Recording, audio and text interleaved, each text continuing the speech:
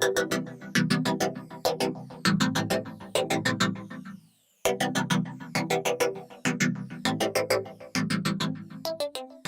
good evening, everyone, and welcome to the webinar titled Being Bold and Fearless, Advancing Public Scholarship That is Controversial. My name is Addams, and I am one of the co-chairs of the Division on People of Color and Crime, along with the amazing Dr. Henrika McCoy. And today's panel is a part of a series of webinars that have been co-hosted by the Division on People of Color and Crime and the Jane Addams College of Social Work at the University of Illinois at Chicago. So this will be our final panel for this academic year, but we do plan to resume our webinars in the fall. So please look out for those notices when they come out. Today's panel is going to be moderated by Xochitl Guerrero. Xochitl is a doctoral student at the Jane Addams College of Social Work and a licensed clinical social worker with over 25 years of experience providing services to and also advocating for members of Chicago's most vulnerable populations. She also has 9 years of experience as a social worker at the Cook County Department of Corrections. Her research interests include the intergenerational impact of parental incarceration and deportation on children and families, and the intersection of immigration and criminal legal services. The working title of her dissertation is When Mommy Comes Home, Family Reunification Experiences of Young Adults and Their Formerly Incarcerated Latino Mothers. Xochitl was actually born and raised in Chicago. She is a first-generation college graduate, and she is the mother of 5 children. So thank you, Xochitl, for moderating this panel for us today. At this point, I would like to turn it over to Xochitl, who will actually be introducing our esteemed panelists and moderating the event. Thank you. Thank you, Dr. Addams. Welcome everyone once again to our webinar this evening. And I would like to begin by introducing our panelists and also throw out a beginning opener question for our panelists so that when I introduce the panel and then we turn it over for each panelist to give us their remarks, that if you could address this one question to get us started with tonight's conversation. And that question is, could you describe your research and how it has been seen as controversial? We have a wonderful lineup of very just brilliant individuals tonight, and it's going to be a great conversation. I would like to begin with introducing Dr. Talisa Carter. Dr. Talisa Carter is a native of Long Island, New York. She received her PhD in criminology from the University of Delaware and is an assistant professor in the Department of Justice, Law, and Criminology at American University in Washington, D.C. Dr. Carter is also an affiliated scholar at the Urban Institute and an affiliate with the Center for Advancing Correctional Excellence at George Mason University. Previously, she worked as a deputy correctional officer in Savannah, Georgia, where she was acknowledged for her exceptional work performance, enthusiasm, and ability to work both individually and collectively in a team environment. Dr. Carter has dedicated her research efforts to understanding the interactions of deviance, social organizations, and race. And next we have Dr. Faris Kubrin. She received her PhD from the University of Washington. She is professor of criminology, law, and society and sociology at the University of California, Irvine School of Social Ecology. She is also a member of the Racial Democracy, Crime, and Justice Network. Her research focuses on neighborhood correlates of crime with an emphasis on race and violent crime.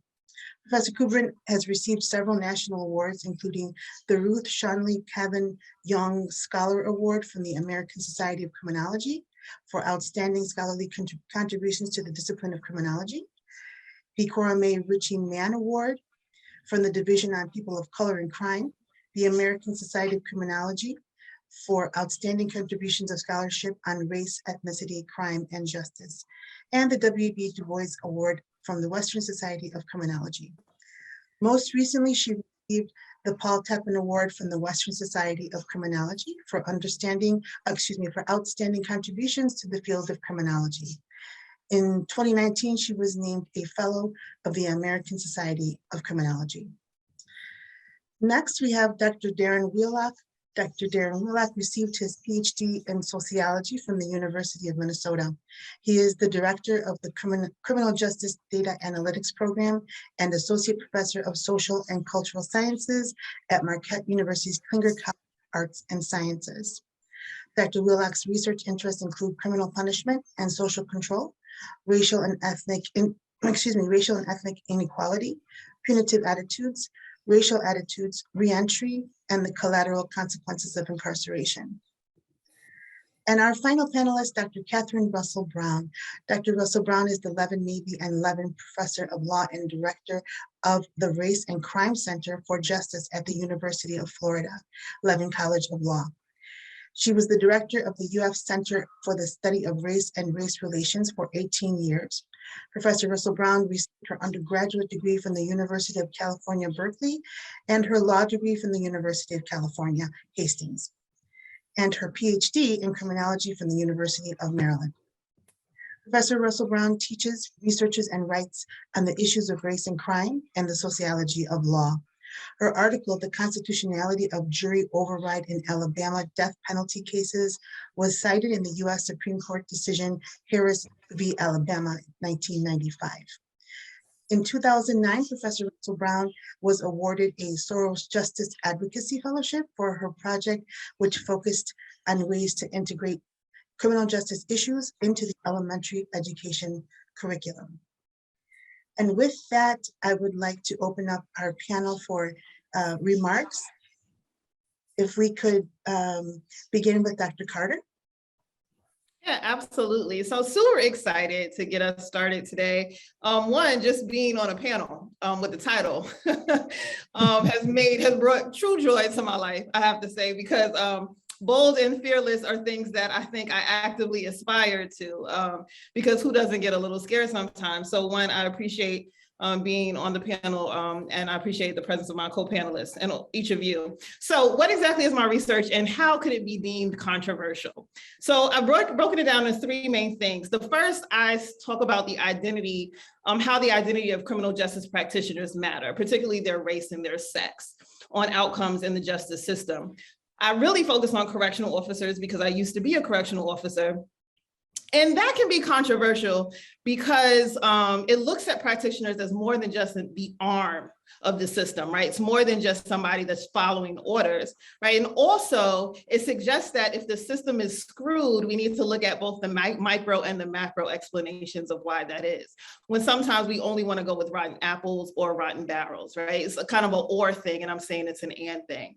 Related, I also study accountability of the system, particularly of criminal justice practitioners, but I do so theoretically. Right? And I actually, in my dissertation work, I propose a theory that explains that accountability and how it should work, considering the micro and the macro. And why is that controversial?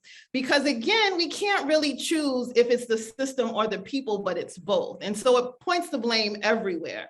I also make the argument that accountability includes praise, which is controversial because why should happy things happen when we're punishing people? And the final way, the thing that I do in my research is colorism in criminal justice, right? So do this project called Shades of Justice, which tries to look at kind of how skin tone impacts these outcomes, both for employees or for the people that interact with the system. And this is controversial, of course, because I think at times people are already overloaded with the isms, right, that we face, particularly in criminology. So racism, sexism, right, or the EAs, right, homophobia, right, xenophobia. So adding color to the pot can seem really overwhelming. And a lot of people have actually challenged me on that to say kind of our field as a discipline that we're not ready to discuss colorism in these ways, even though there's been a sprinkle of conversation here or there that we're actually not ready as a field. So that's what I do. And that's how exactly I am bold and fearless. Thank you so much, Dr. Crotter. Yeah, that's amazing. There's many folks that are not ready for the conversation, and I'm appreciative that you're out there getting that conversation started. If we could go to Dr. Goodman. Sure. Thank you. And I just want to echo Talisa's comments that it's just really fantastic to be a part of this panel. The title, you're right, Talisa, bold and fearless. I'm going to tell my 11-year-old when I pick him up from track practice today, Mommy's bold and fearless. And I'll be very curious to see how he responds to that. He's in a phase where everything mom does at the moment is less than ideal. So I might have to just let him know that I was asked to be on a panel with the title Bold and Fearless. But seriously, I appreciate the opportunity. I work in 3 main different areas of research, which I think sort of substantively appear unrelated, but I've come to discover share one thing in common, and that is that they all have a substantial gap between sort of public perception, what people think they know about that topic, and the empirical reality, or what we actually know as social scientists about that topic. So essentially a gap between what people think they know on an issue and what we actually know from research as social fact. And the 3 areas that happens in for me are immigration and crime.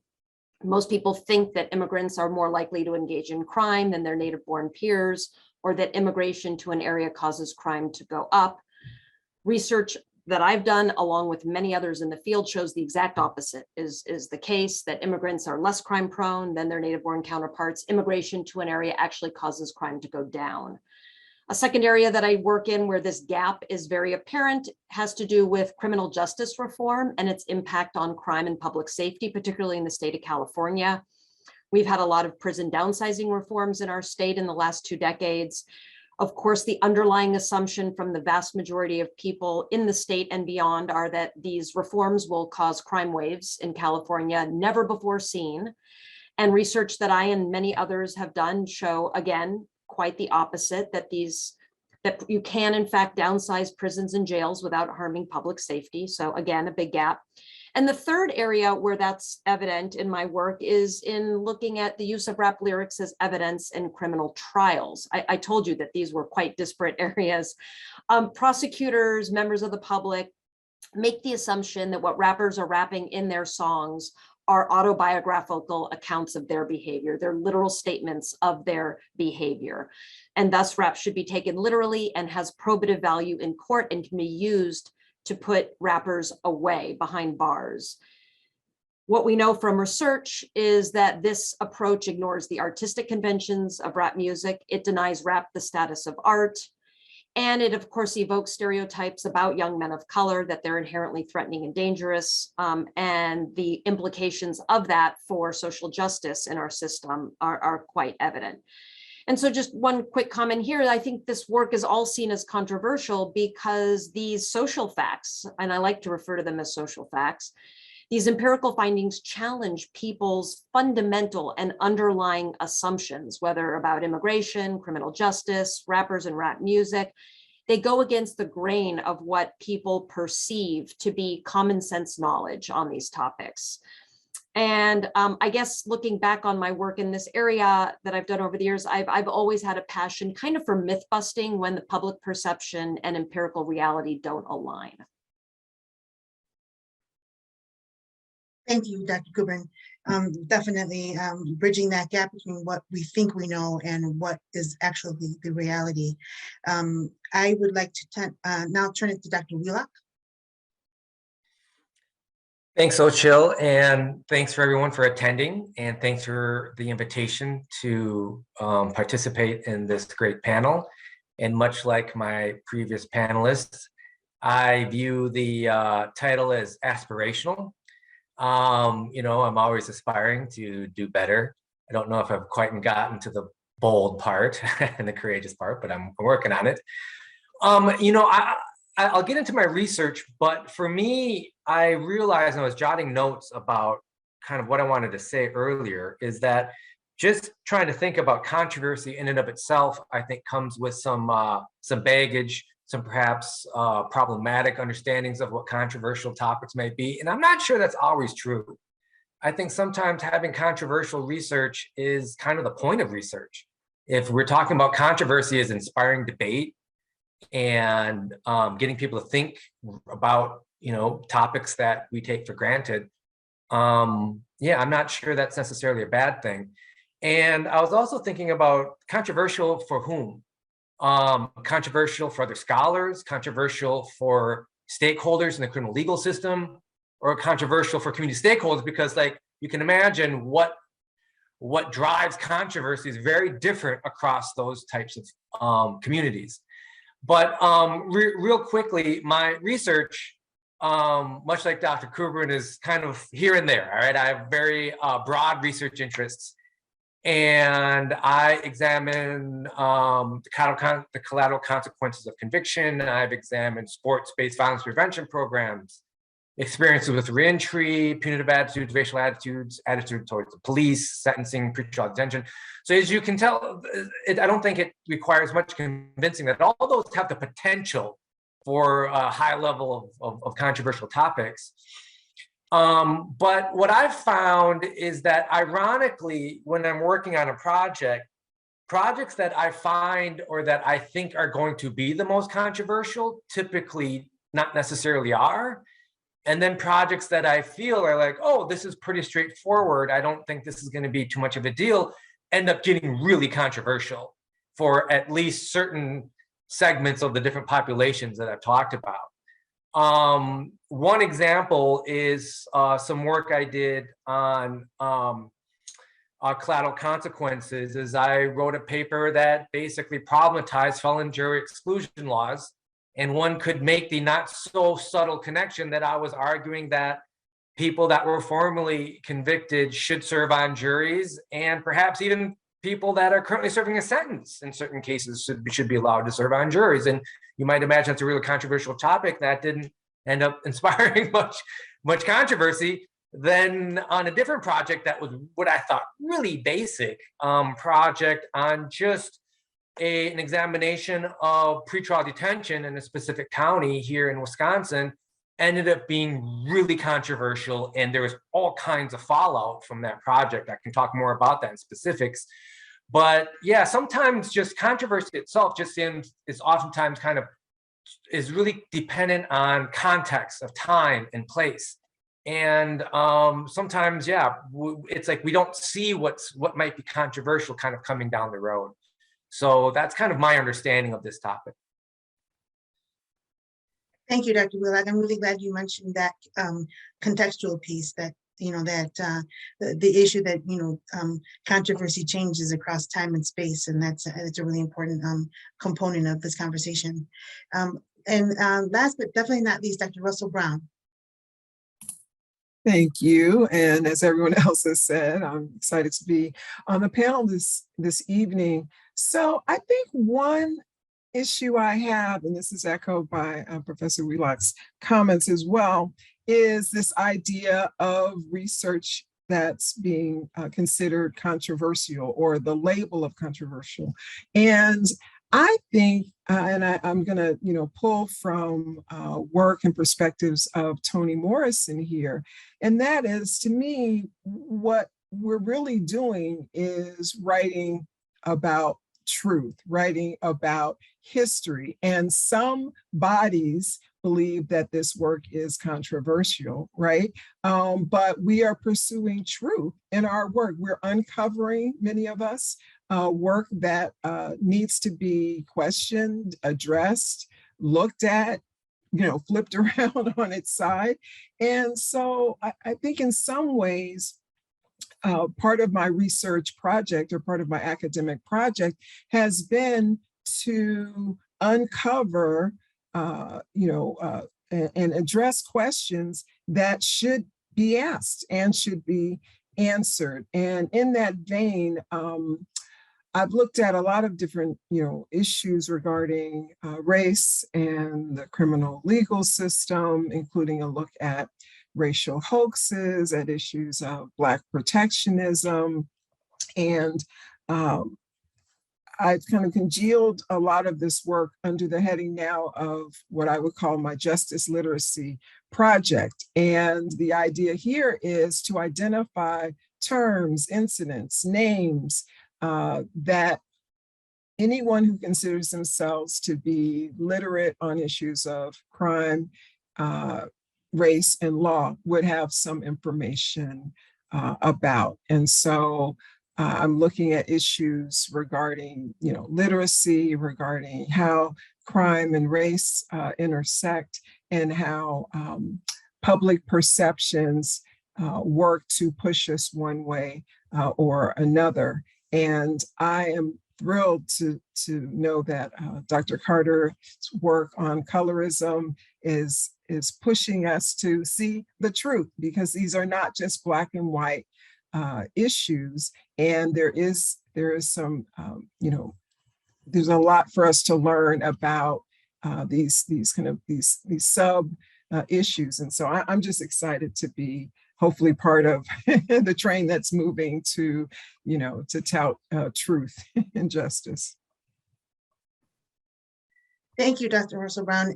Really important, asking the questions that need to be asked and trying to find an answer for those questions that need to be asked.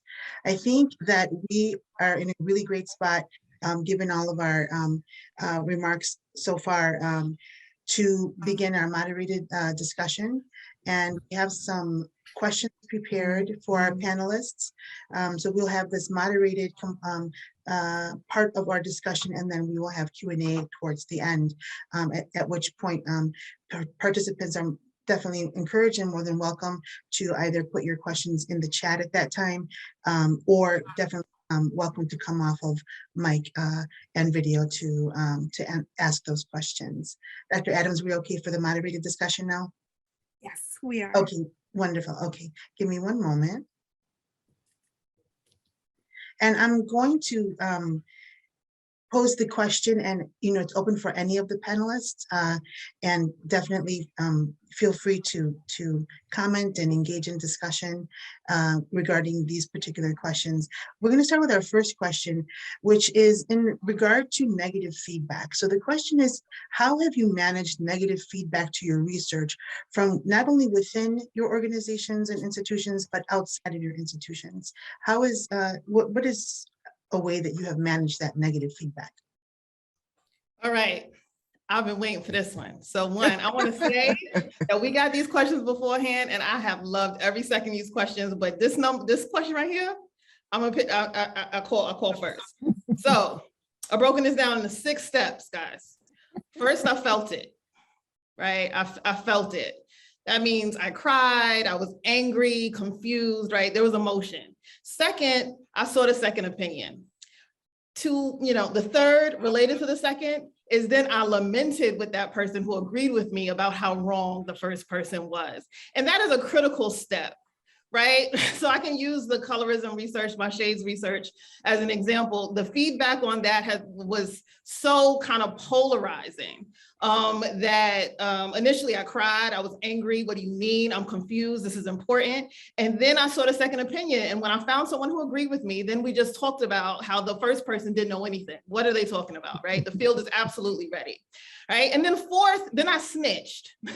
Right, critical, right, and true to corrections. I told on either my mother, I told if it was somebody particularly in a place of authority. So this has happened kind of with the marketing department where I worked. Is this kind of research or is it advocacy? Kind of questioning the validity of my findings in that way, right? Then I snitched, right? Go around them. Now that I've pumped up, got my second opinion, right? Then I snitch, right? And then fifth, I refocused. What does that look like? It's going to look different for everybody. What me refocusing looks like is usually tea, music, really loud, shaking my house, right? That kind of bass, tremble the floor. And then 6, I keep going. And that's also a critical step, because I think that oftentimes that's assumed that of course we'll push through. It's not of course. It's not of course, because papers can sit. Ideas can sit, concepts can sit, right? Things that we are birthing as scholars will sit and it will stay. So yeah, so those are my 6 steps, and I'm happy for my co-panelists to jump in, but I felt it first. I seek a second opinion.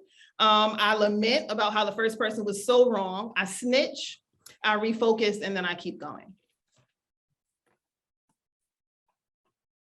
Yeah, I'll jump in and just, first of all, I don't have 6 steps, but I think I've been using those steps. I hadn't labeled them though.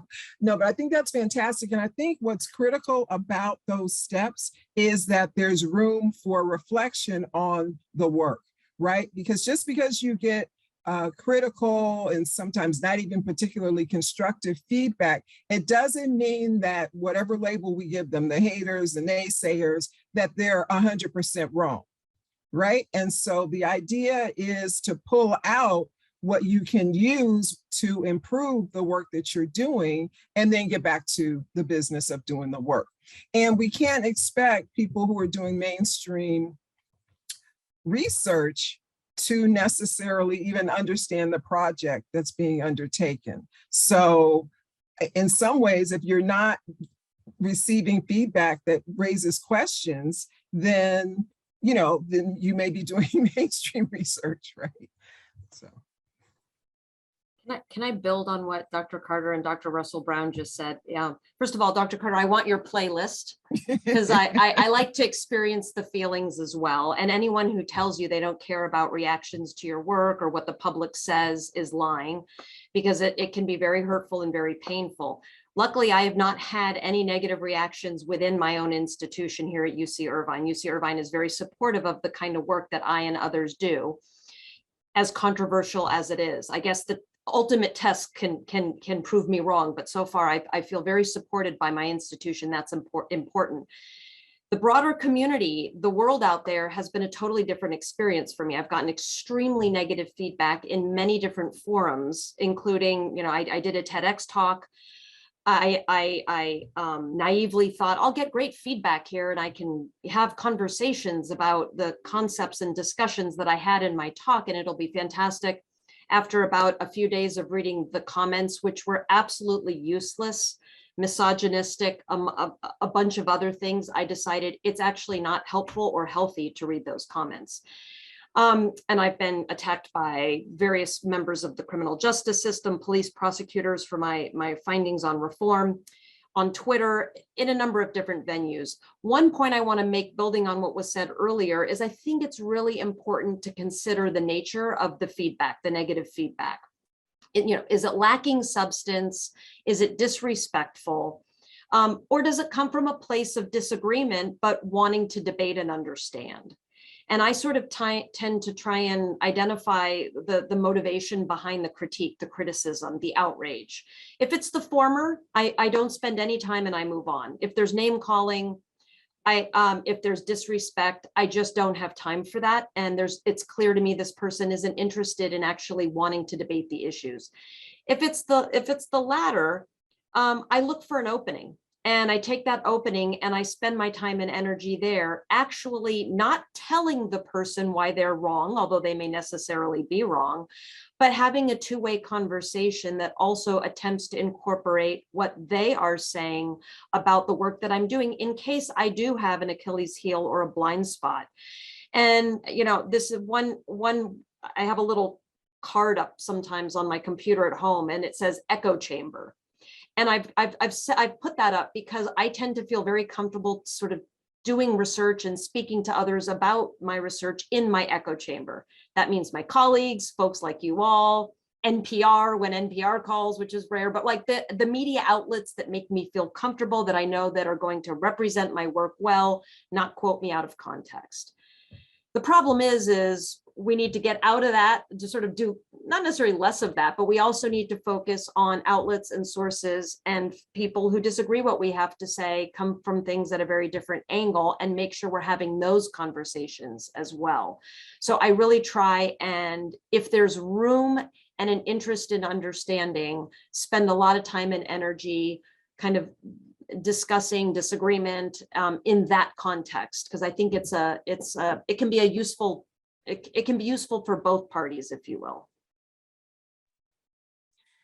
One of the reasons thanks for that, Dr. Goodman, I think that's really insightful. And I would add that one of the reasons I really like the idea of this panel is that it acknowledges that there's an emotional side to this work, right? Sometimes we're just kind of writing robots, our research robots, and we're just cranking as best as we can. We're teaching our classes and we're just kind of managing all these things without any kind of emotional attachment. But if there's a project that is close to you, that you've been working on, that you've spent years on, that you feel like this is really important, and then someone starts to attack it for what might seem to be, unfounded reasons, it can hurt. And we need ways to kind of talk about that and how do we kind of work through that. And I guess for me, there's just, I would only add by saying, I try to be pretty tactical and strategic, right? And again, sometimes that's not that helpful because I'm thinking something will be controversial and then ends up not being so at all. But one of the ways that the question was framed is that from within and from without your institution, and this is a call for picking, when you're looking for places to work, for the extent that you have this kind of leverage, to pick a place that will support your work, right? Like you can get it. There's some signs, right? There's tells that you should be able to pick up that this is not a good place for me, right? And if you have the kind of leverage to pick a place that will support you and your kind of work, right? See what other kind of work faculty at that institution are doing. Are they being supported? So that from within part, I think we have some level of control over to the extent that we can. The without part, yeah, that's just, that's just life. That's us being, we have very public facing positions. We do. We're giving interviews. We're being published. We're being asked to comment on these things. And so for me, one of the things I do is I just make sure, and I'll circle to this point. Do I have a support group of people that I trust where I can take to them and say, I'm getting torn up about this paper. What do you think? Because for me, at the end of the day, the quality of the work, this is to Dr. Russell Brown's point, the truth is the quality of the work. Can it stand on its own? Do I have confidence in what I'm doing?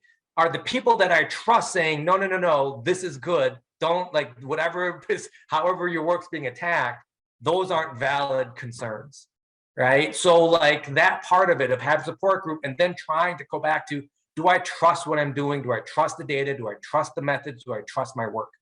And that can be hard. And the process is difficult because sometimes being criticized in really inappropriate ways. I'm so sorry that you experienced what you did, Dr. Goodman, because no person deserves any of that. And that can undermine our confidence in our work. And then there's that feedback to go back to our support group, right? The people that we really trust and get their feedback on the work that we're doing or on the paper that we submitted or the ideas that we have. Yep.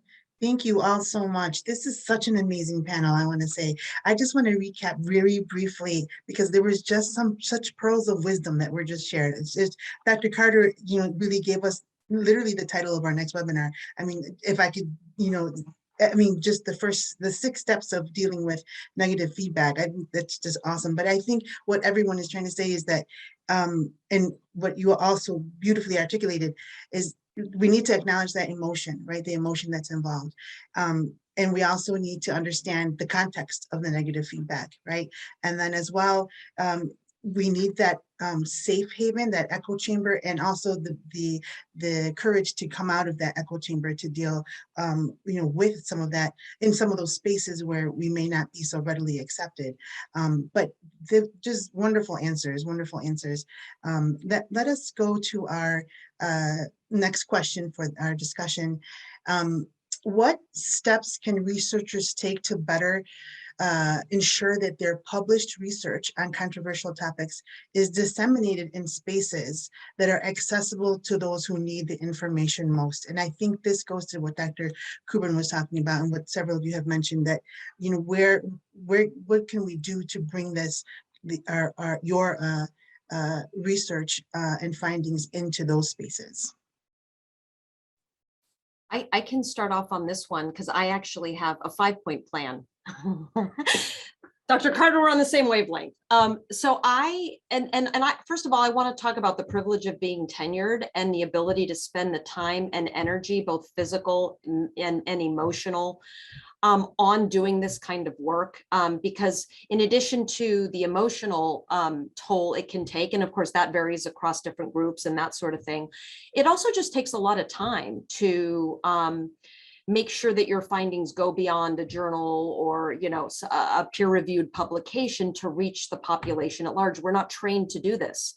And so for me, it was extremely challenging to learn how to talk about regression findings in a way that anybody outside of reading an academic article would want to hear. But so I recognize a lot of what I'm going to say here is done post tenure when I have the time to do it, because it does take away from doing the original research, which I think is the most important thing, as one of the members mentioned. But sort of across those areas that I mentioned, I have kind of a standard approach that I take regarding dissemination that has worked. I have to have like a system, so I don't even have to think about it. And the first step is that I try, and this is speaking on Dr. Wheelock's point, which is that the research has to be as good and strong as it possibly can, and published in the best place that it possibly can.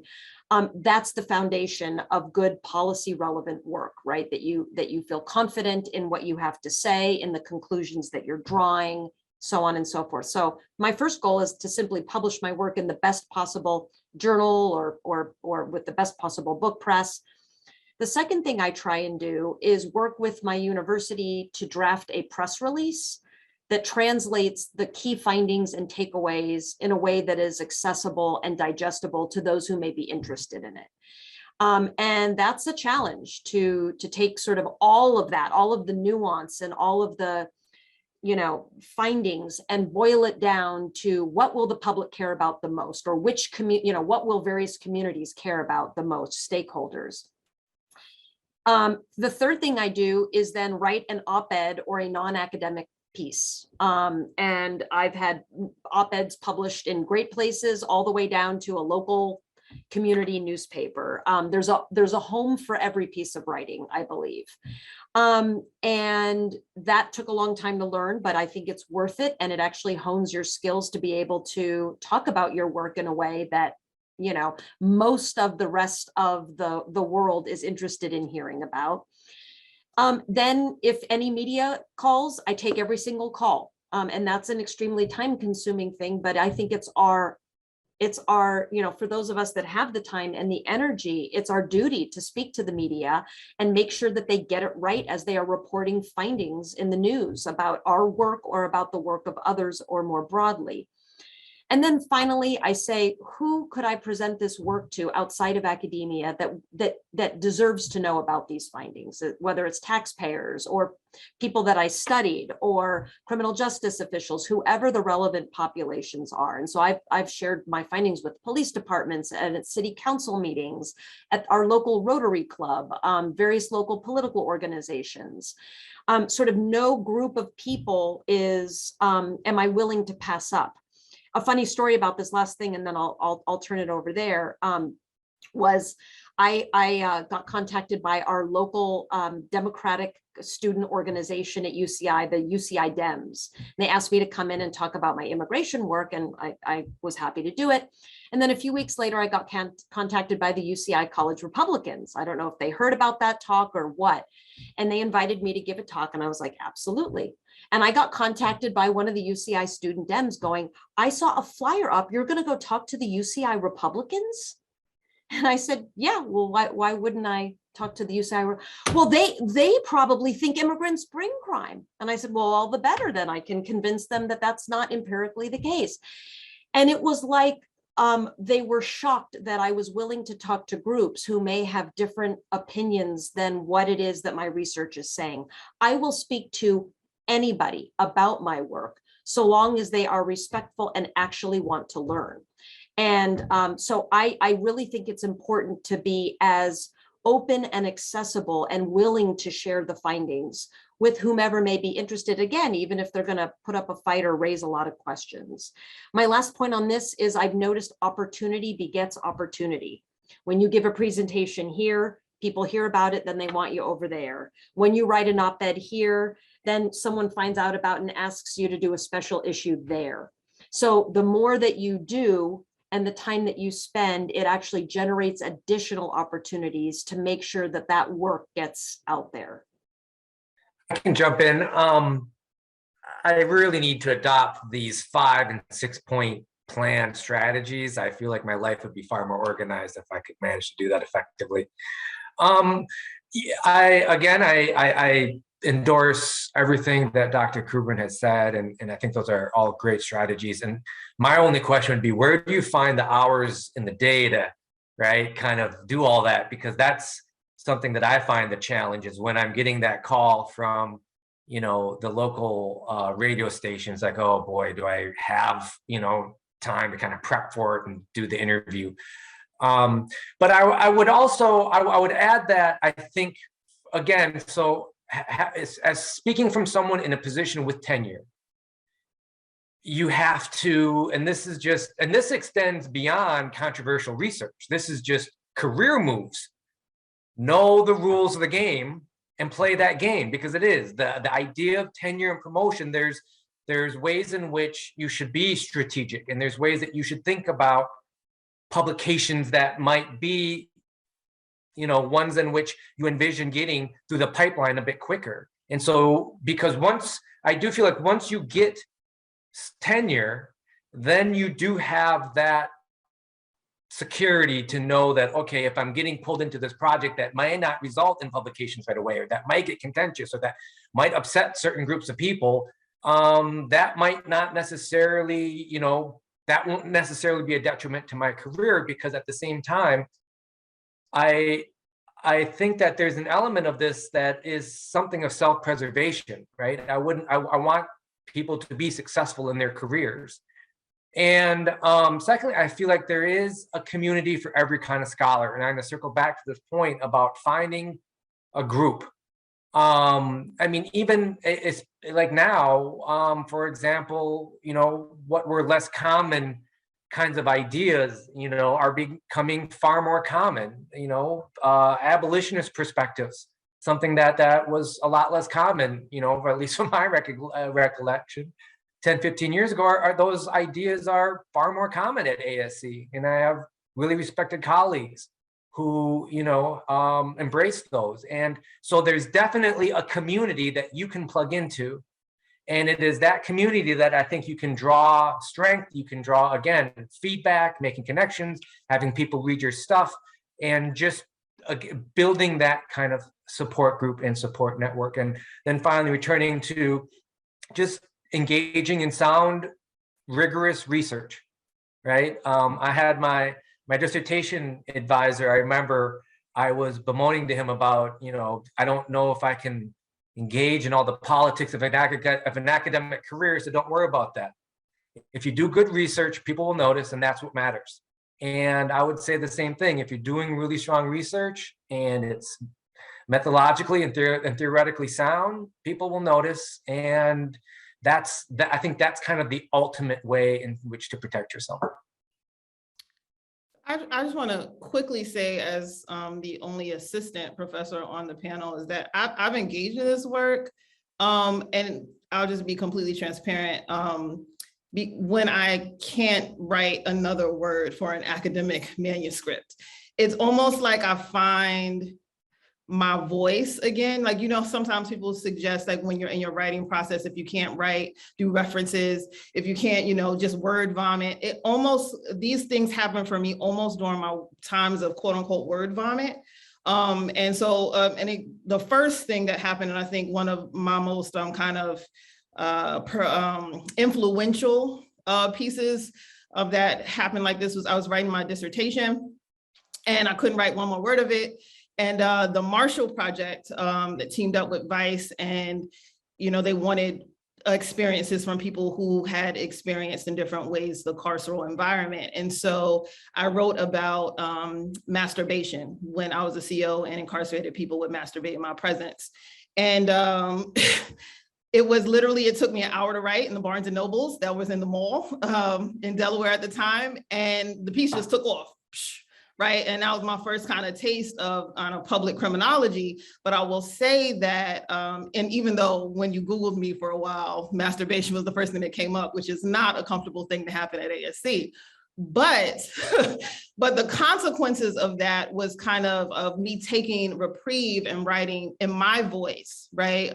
Kind of a stronger kind of, it was grounded in practitioner experience, but in my voice, it helped me dive back into the academic lens. And that's been true. I've done a piece on the privilege walk. I participated in the privilege walk as a graduate student and ended up sitting on the floor in a classroom. I've done a piece on inclusive pedagogy that took me 20 minutes to write. That was my most recent piece at AU. But regardless, these pieces I find kind of help me become refamiliar with the fact that I am a writer, right? And I think that's even pre-tenure, you need that. You need somebody to just look at your stuff and say, this is good, look at what you did. And that's how I've used these. I've done more kind of formalized pieces with Urban several times around, again, the carceral experience. But I think to say that, I just say pre-tenure, it's possible, but it needs to have a function. And for me, it functions to kind of get me back confident with my writer's voice, particularly for academic writing. Thank you all for your comments. Again, wonderful. And I wanted to give Dr. Russell Brown an opportunity if she wanted to add to that. Otherwise, we could go to our next question.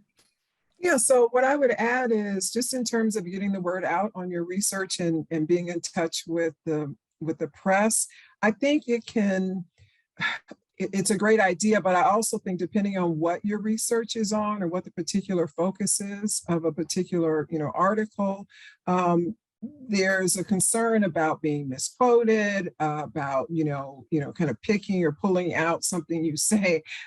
So that's always been a concern to me. Now, I'm in sunny Florida, where we've got the Stop Woke Act and anti-critical race theory and viewpoint diversity surveys for students to take at all of the universities across the state. So, I recognize that there's some, other dynamics involved, but I do think it's important to note that not all media is your friend, and to sort of navigate when necessary, who and under what circumstances, to share research.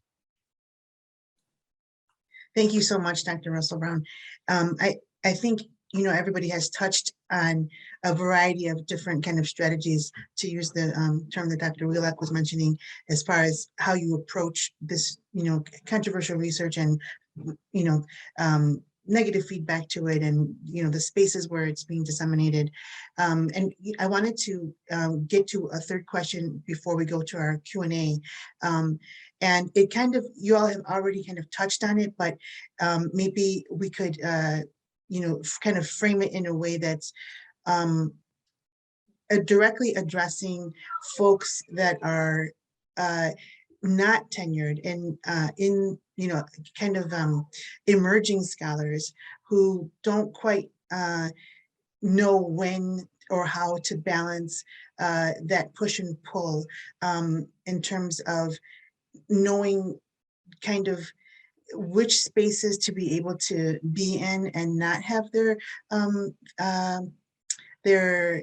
career threatened in terms of just negative feedback and reputation. And I'll just share very briefly a personal example, not a personal example of my own, but one that I was mentioning when we were preparing for this event.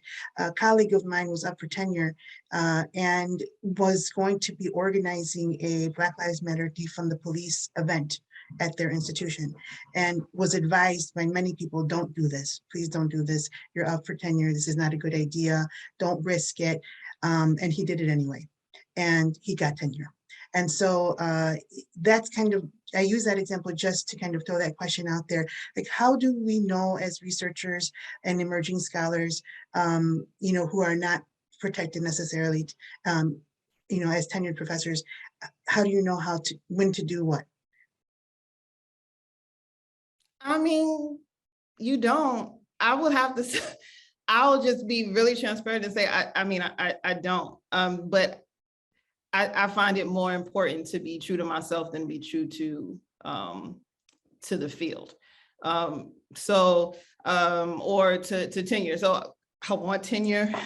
Just got through third year review, know what I got to do, you know, really churning it out, writing, you know, whatnot. Got an NIH grant, writing a book, all these things, but nothing feels like enough.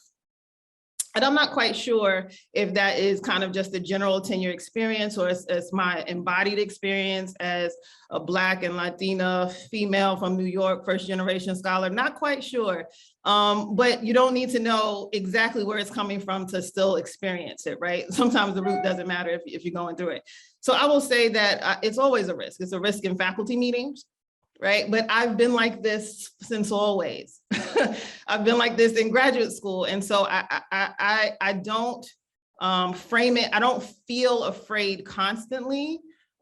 Instead, I feel empowered by, similar to what Dr. Willock said, empowered by the circle of trust that I've built.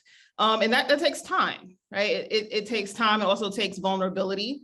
But I think that pre-tenure is not a comfortable position, whether or not your work is considered bold, fearless, and or controversial. I think that's the nature of kind of the system, for good or for bad. So I don't think that there's a time that you know when, but I think that there's a time that you know right? And saying similar what Dr. Russell Brown said, the truth kind of outweighs a lot of that fear and that risk for me, at least for me personally. And so I think that's a very personal thing that everybody goes through, but I go to sleep super sound at night. I literally leave nothing unsaid in any type of situation, and I'm okay. I'm better for it. I think I'm better for it, and hopefully the field will be better for it whenever I retire, right? So and that's kind of where I chalk things up. It's a great question though. Can I add on to that? So I have two general recommendations for this question. The first is, I think junior faculty students find allies and mentors, senior folks in the field, in their department, among their circles, that are willing to be allies and call out faculty or others that are questioning this kind of research or devaluing this kind of research or whatever it is that they are doing. And I see that as my role. If I have a fellow colleague who's junior and they are doing very policy relevant research, and that's however being treated poorly, it's my job as a senior faculty member. And the other thing is to find mentors. I've had amazing mentors. One is right here, Dr. Valerie Jeunesse. She's been really helpful to me over the years at UCI when she was dean, but also just as a colleague. When I have a problem or something, I can call her up and say, please help me figure out how to resolve this. And it's folks at UCI, folks in the field. And so allies and mentors are very important at every stage of the career. I still have allies and mentors that I depend on. The second thing I want to say is this worked for me. I don't know if this would work for everybody, but even when I was an assistant professor, I was doing work that I wasn't quite sure was, I don't even know what the word is. Is this a good line of research I should be following? Does this make sense? Am I going to be able to publish it? Is it going to be accepted in the field? And I got a piece of advice from Chris Eugen, who continues to be a mentor and an ally to me in terms of his public criminology that he and others do. And he said, you know what? You can take chances with risky research, however you define risky research. Maybe it won't land in a journal, or you're not sure if it's a good idea. I mean, I had like these projects and I'm like, this is either a really good idea or crazy. I remember thinking that. And he said, it's good to have that feeling about some of your research, kind of as Dr. Crotter was saying, like, you're interested in this. This is what you want to do. And he said, and it's also a good idea to have some projects that are going to land in journals, that it's like a bit like bread and butter. It's going to be okay. It's going to land. Because if you live in one pile doing risky research or controversial research or research that you're not sure exactly where it fits into the field, or if it's going to be groundbreaking, or it's a lot of front end work, that's a scary position to be in. And you're kind of banking on that. On the other hand, if you deny those interests of yourself and only do safe research or research that can land, but for me, that was like another regression analysis off of my dissertation. I just wasn't motivated by it anymore. I thought, I don't want that career either. And so I tried to find a really nice balance between those two. And it's something I still do today, because I think it helps kind of keep me on track and also not feel like at any moment everything can come crashing down. So those are my two pieces of advice on that. Thank you so much. And I think that's a perfect segue to one of the questions we have in the panel. I'm sorry, in the chat. You mentioned, Dr. Goodman, the importance of mentorship and being able to call situations and folks out, perhaps. We have a question from, I think, your mentor, you just said, Dr. Janess. The question is, do any of the panelists have stories to tell about a situation in which the severe, if not ugly, critique ultimately proved illuminating to you, and as a result, advanced your research? I think Dr. Russell Brown was touching on that earlier in our conversation, but would folks like to address that question? Yeah, I can give an example based on my work on white crime. And so let me cut a story, as my friend would say, cut a story of some length. So I wrote in what I was hoping would be an article.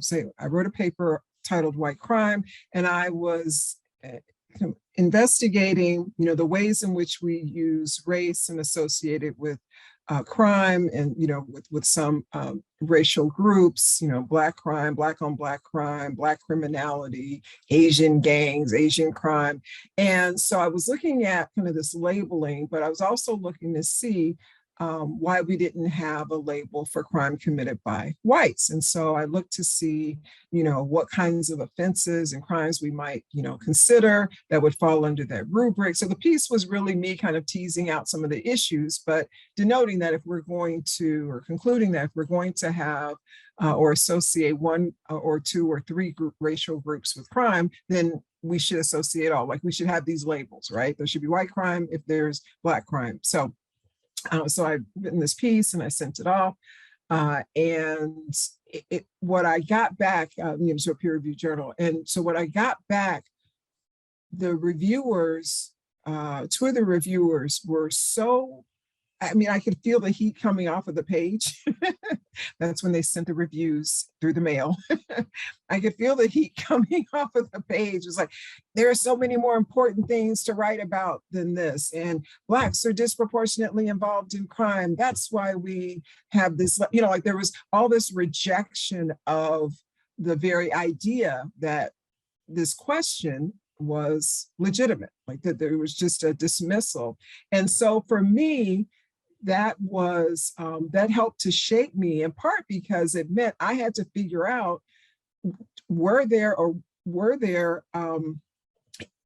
there anyone else who was writing on this topic? And I found one other person, and that's Richard Delgado, one of the founders of critical race theory. And I sent the piece to him. I said, do you have any suggestions on where or how I might get this published? And he sent me a little flyer back, and scribbled at the bottom.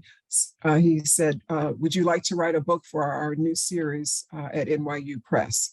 And so for me, that's how I started. It was my entry into writing books, and for me, just the pushing back of an idea that I thought was a good idea.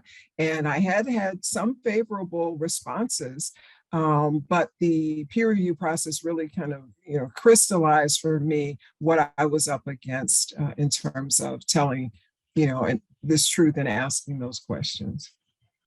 I have a story as well, but I don't know. I think, did it help the research? That's more of a to be decided. But I was approached by a local public defender, and his office was having a lot of difficulty managing their pretrial detention database. Basically, it was other attorneys trying to manage large data files in the evening with their partners, and they didn't have strong data skills. And so I said, I'll take a look at it. And all he really wanted to know is, what is the distribution of individuals that are being held over the weekend? Because if you get processed on a Thursday or Friday, then you're going to likely spend the entire weekend incarcerated for a crime that you have yet to even be convicted of. And so it was over the course of the next year, we entered a partnership with his office, and we just basically did very basic rudimentary data collection, data cleaning, and then we completed a brief report that really stopped at like just descriptive statistics. We're just like, here's who's in there, here's how long they're in there in those jails, here's the different bail amounts. And it was, again, a very what I thought to be a pretty basic project, very rudimentary. Anyways, a county judge got wind of the project, and she read the report, she met with us, and she became irate. And I couldn't believe I was having one of those out-of-body experiences where first she started laying into us during a private meeting we had, but that wasn't enough. She invited us to this big town hall with the number, and this meeting must have been 40 plus people. And she invited us to a big town hall and asked us to present our work. My collaborator and I suspected it could be an ambush. It absolutely was. And she actually started saying things. Now, what we did is, one of the controls we had were for race. So we just said, by race, here's average length of time being spent in jail, here's average bail amounts, just very, again, descriptive statistics. We essentially can maybe controlling for a single variable. They're statistically controlling for a single variable. And she actually said to us, you including race in this report means that you're the racist. I've taken an implicit bias course and I don't know all about this stuff now, and you guys are being racist. My head almost exploded. Like, I could not believe the kinds of things I was hearing. And this is a chief judge of an entire district saying this kind of stuff. And what I started connecting the dots, I was like, oh, if this is the context in which these decisions are being made, it just again, it's like you get these very visceral reminders of how the system can work in these ways of like, oh, this is why we're seeing these huge disadvantages and these huge inequalities. But this is the stuff that's really difficult to pick up in the data, right? Because I'd have never been able to speak with this woman. This woman would never have been able to kind of out herself in this way. And at that point, I felt like, because we were actually considering maybe doing a larger project on pretrial detention in these specific districts across my section of the state. And it made me rethink, we have to back up here, because we're not getting a really clear picture of what's happening. And so this is a project now the project's kind of been put on hold, but had we kind of continued down that path, I don't think we would have gotten the picture that we got of that we were able to kind of get with just our interactions with some of the key criminal justice or criminal legal system stakeholders, and the ways in which they're understanding how race even works, right? What does being a racist even mean? So in that way, I think what was initially a really difficult experience, like this was not easy, right? It was not, it was one of those things, again, it was emotionally really difficult for me, but it was something that I think at the very least, it led us to pause on a current project and we think, okay, what would a project that is able to shed new insight onto pretrial detention look like? And so in that way, I think it will definitely help the project in the long term. Thank you so much, Dr. Willard. I think, you described it as not necessarily turning out well in that moment, but it most definitely was illuminating in terms of what it showed you about how people are thinking, right? And I think that's probably what is probably most important. We have two really great questions in the chat, and I'm hoping that we can get to them, but I wanted to maybe invite one response to each question, hopefully we'll have time for them. One question is from Ayanna Miller-Smith, third-year PhD student at Northeastern University in Criminology and Criminal Justice Policy. She said she recently attended a talk on public criminology, and something really struck her is that should public criminology be value and ideology free? That's the question. If I can invite one person to respond to that. Well, I just don't buy the premise. I know it's something that people say. I know it's a goal, but I think it's just not accurate to say that we would ever be in a situation where we wouldn't have biases, or that we would even attempt to not have them. I think what, as researchers, we should, and many do, note our biases, or what we believe our biases to be. But I think that's not.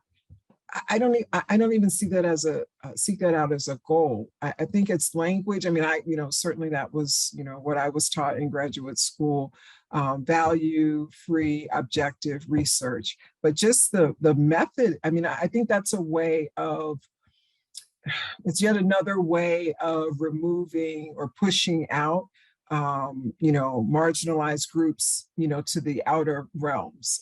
This idea that there's these models that we can use to evaluate that don't suggest anything about, macro level or systemic organizations. So I reject the premise that we could be value free and ideology free. Thank you so much.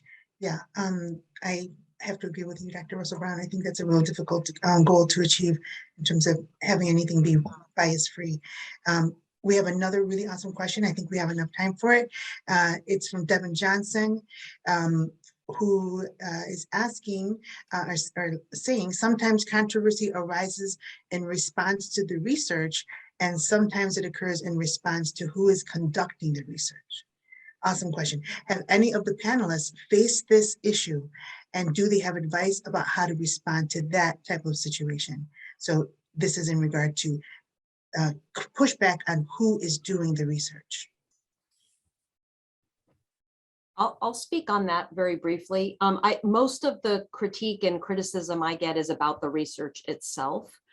And that's a space I feel much more comfortable critiquing, because no one knows your research like you know your research. And so whether I'm debating with someone about a methodology or about the implications of the findings, I feel comfortable.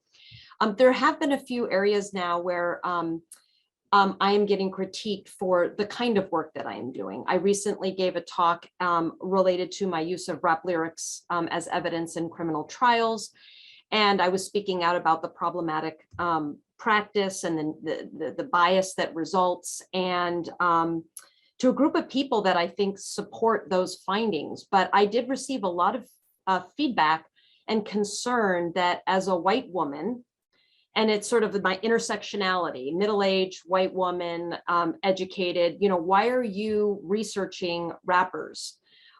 This is not a space for you. It's it should be a space for other people. Your research, given your background and previous experience, limits what you are able to say, and so on and so forth. And I've also experienced that. And this is something I've thought a lot about, actually. Going back to an op-ed that I published on this, where I got an email from a lady in Southern California saying, you know, I saw your name, Charis. I didn't really know much about you. I looked you up and oh my gosh, you're a white woman. I just had assumed you were an African-American woman based on the topic and not knowing your name. So where this also plays out is I've testified in a lot of court cases, criminal court cases on behalf of rappers who are having their lyrics unfairly used against them. And there will be jokes made sometimes about the fact that here's a rap expert who's essentially a scholar, you know, a scholar, white woman scholar. And so it's what is, you know, going back to Val's question, I think, which was really good, is, well, what can we learn from that? I think that's a fair question. And I ask myself, you know, what does my race, ethnicity, gender, socioeconomic status, education level, you know, what role does that play in my approaching and researching this issue? And there's not a right answer or a wrong answer to that. It's something that I'm reflecting on and thinking about as I move forward in this research space. But that's been a personal experience that I've had that has been kind of a critique of, you know, who I am doing the kind of work that I'm doing. Thank you, Dr. Kubrin. I think you're absolutely right. Acknowledging the positionality, right, that's brought to the research. And I think we're going to end with that. I just want to thank all of our panelists for, I'm going to pass it over to Dr. Addams to close us out. But I do want to thank everyone for their remarks. And I just want to add that I think I'm going to push back a little bit on the title because of our webinar, because it is bold and fearless. But I think from what everyone has said, it's not only about being bold and fearless, but maybe doing things even though you're afraid, right? Like pushing forward in, you know, despite that fear. And that's kind of what brings you to where you all are in doing your research, is that there have been plenty of times when you may have been afraid of a situation or afraid of pushing forward, and yet you did. And so again, I want to thank everyone. I'm going to pass it over to Dr. Addams to close us out.